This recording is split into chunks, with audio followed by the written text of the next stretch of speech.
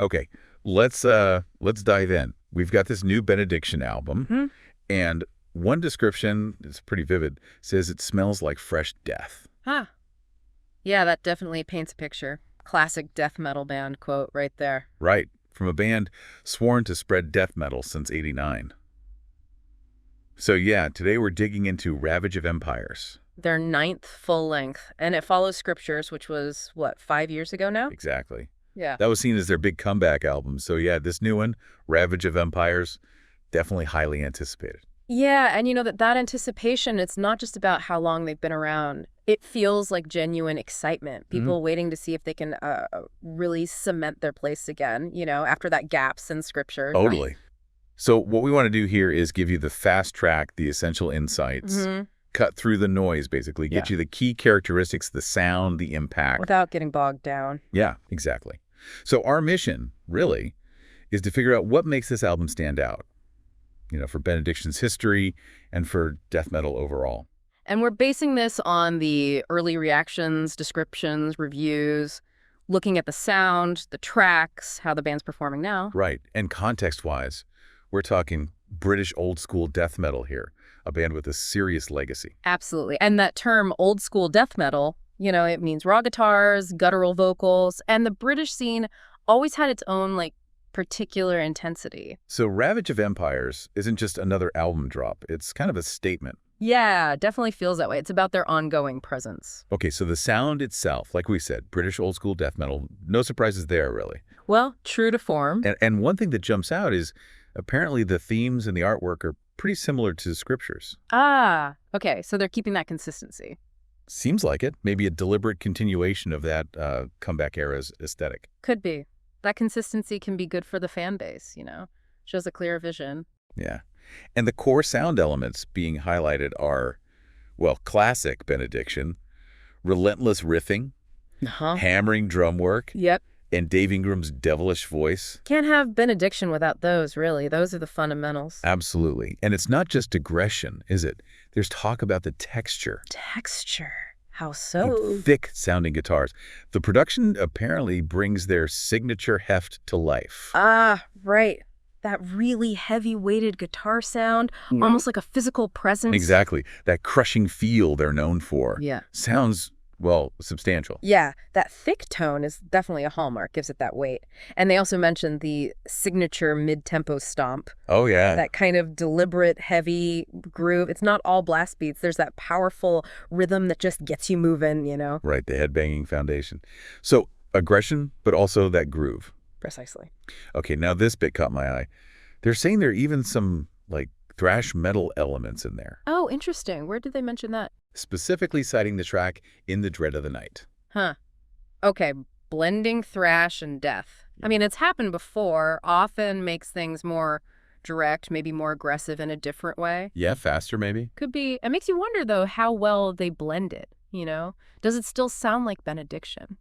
Good question. Yeah. And speaking of sounding like Benediction, let's talk Dave Ingram, the vocalist. Ah, yes. The man himself. The source makes a pretty bold claim here. Says at 56, he sounds as vicious as he did on Transcend the Rubicon. Wow. Okay, that is a bold claim. Rubicon was, what, early 90s? Yeah. So that's saying something about his power, his presence still. It really is, and it shows why he's still so respected in the old school scene. I mean, his significance is undeniable. Totally. And the way they describe his delivery, deep growls that just cut through everything with remarkable force. It sounds like he's not just, in the mix, he's leading it. Dominating it, yeah. And they gave specific examples too, didn't they? They did, like a dirty smile in his voice on a Carrion Harvest. Okay, interesting detail. Adds character. And the call to you in the chorus of Genesis Chamber. Plus, apparently, he throws in a crank it up and has a sly smile on the finality of perpetuation. Huh. So it's not just brutality, it's got personality, attitude. That makes a big difference. It really does. And get this, one track, Drought of Mercy, is even called a tribute to Ingram. Wow. Okay, so his importance is really being emphasized. Yeah, it underlines how absolutely central he is. He's not just the vocalist, he's like the voice of Benediction for many. Absolutely integral. Part of their sonic DNA, you could say. Fans expect that sound, his sound. Okay, so strong overall sound, Ingram killing it on vocals.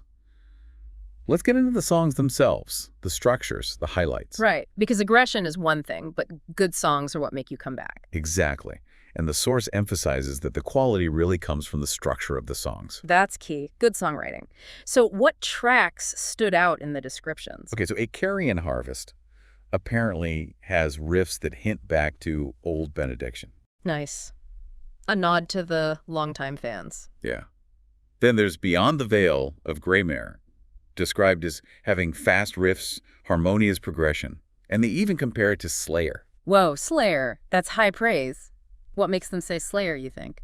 The speed?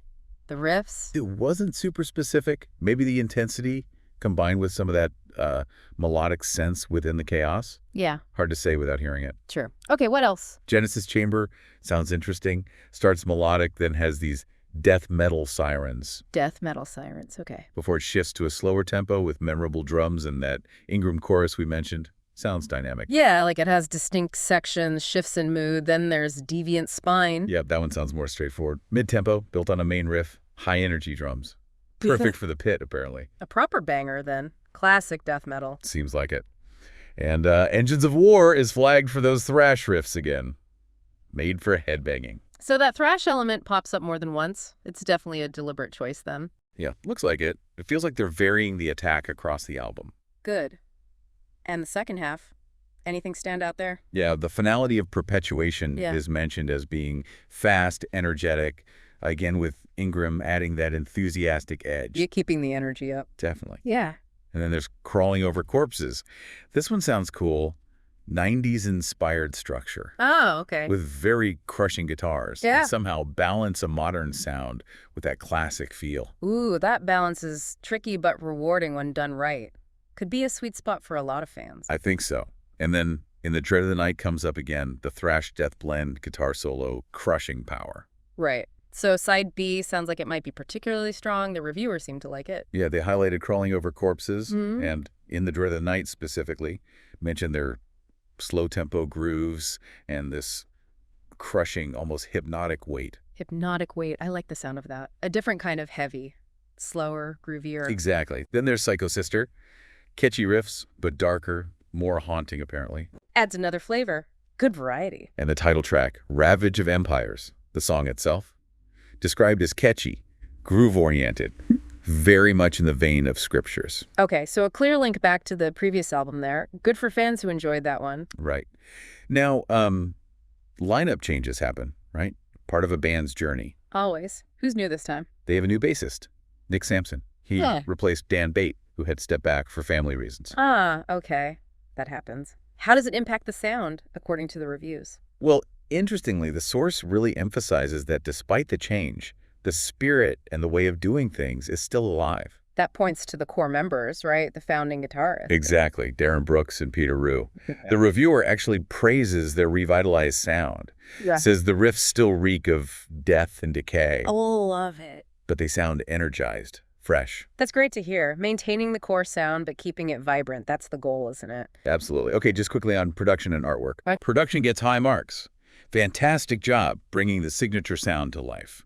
And Ingram's vocals, again, called out as very good and memorable in the mix. So sonically it delivers. That's crucial. Totally. But the artwork seems like it's getting a similar reaction to Scriptures. Meaning not entirely positive. Yeah, the reviewer wasn't a fan. Compared it negatively again. But, and this is important, they basically said the production and the songs are so strong. That the artwork doesn't really matter. Pretty much. Called it unimportant in the grand scheme of the album. Well, fair enough. At the end of the day, you listen to the music, you don't stare at the cover constantly. If the sound is right, that's what counts for most people. My thoughts exactly. It sounds like musically they've absolutely nailed it. Good. So if we were to boil it all down, the key takeaways from this deep dive. Okay, let's summarize. Right. So Ravage of Empires is shaping up to be a really strong, energetic death metal album. Very much Benediction. Stays true to their roots, yeah. But with energy. And Dave Ingram's vocals are a massive highlight, still powerful. Plus, the founding guitarists sound revitalized. That death and decay, but still fresh vibe. Exactly. And the album itself seems to offer a good mix, you know? Different tempos, different riff styles. Yeah, appealing to old fans, maybe newer ones into classic death metal, too. And importantly, despite that lineup change, the core Benediction sound, the quality, it seems totally intact. Right. So there you have it. Sounds like a proper dose of old-school death metal from Benediction. Mm. Potent, uncompromising. Strong performances, memorable tracks. Seems like a solid release. Definitely. So, thinking about all that, Ingram's vocals, those riffs, mixing classic sounds with new energy. What track are you most curious to check out first? That's a good question for the listener. Maybe Crawling Over Corpses with that balance of old and new. Or one of the thrashier ones. Yeah. It really makes you think about the staying power of bands like this, doesn't it? Absolutely. Decades in and still delivering. Still managing to tear the ear canal, as they say. Yeah. While being completely true to where they came from. It's pretty cool.